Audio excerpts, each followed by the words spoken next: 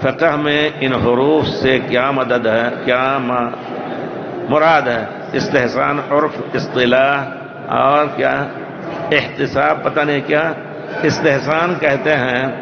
اب جیسے کسی چیز کو بھی آپ اچھا سمجھیں، دلیل نہ ملے آپ کو تو کہہ دیں یہ چیز اچھی ہے کوئی بات نہیں ہے، یا یہ کہ دلیل اس کے خلاف نہ ہو۔ جیسے لوگوں نے عید میلاد النبی جو ایک بدعت ہے اس کو اچھا سمجھ کر کے کرنے لگے، کہنے کیا ہے اس میں پیارے رسول کا ذکر ہوتا ہے اور کچھ ہے، سیرت رسول ہوتا ہے، کیا پیارے رسول کی تعلیم میں یہ تھی یا صحابہ نے یہ کیا؟ نہیں کیا تو اس کو بدعت کہا جائے گا، اچھا سمجھ کر کے۔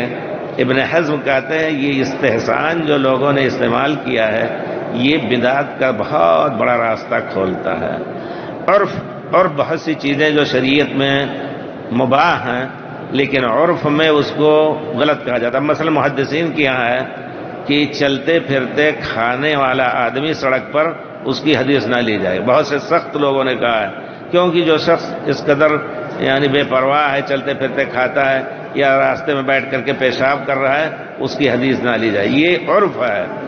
اگر عرف میں ایسا نہیں ہے اور پھر کوئی کرنے لگا تو اس کو قبول نہیں کیا جائے گا۔ شعبہ ایک آدمی کے پاس گئے حدیث پڑھنے تو دیکھا کہ وہ چھوٹے گھوڑے پر دوڑ رہے تھے جیسا نوجوان دوڑا رہے ہیں، کہا یہ حدیث لینے کے لائق نہیں، چھوڑ دیا ان کو۔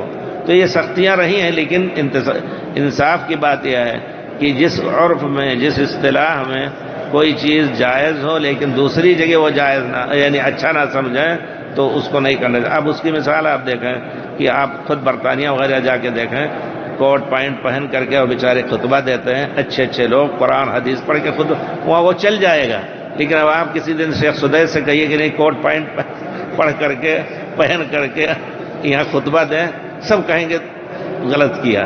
تو عرف اسی کو کہتے ہیں۔ اور کوئی ایسا کپڑا جو کسی قوم میں جائز ہو اور اپنے محلے میں نہ پہنا جائے تو اس کو شہرت اور عرف کے خلاف سمجھ کر کے نہیں کرنا چاہیے، جیسا کہ پیارے رسول نے۔ دوسرا لفظ پتہ نہیں کیا استعمال کیا ہے، استحاب یا استصحاب۔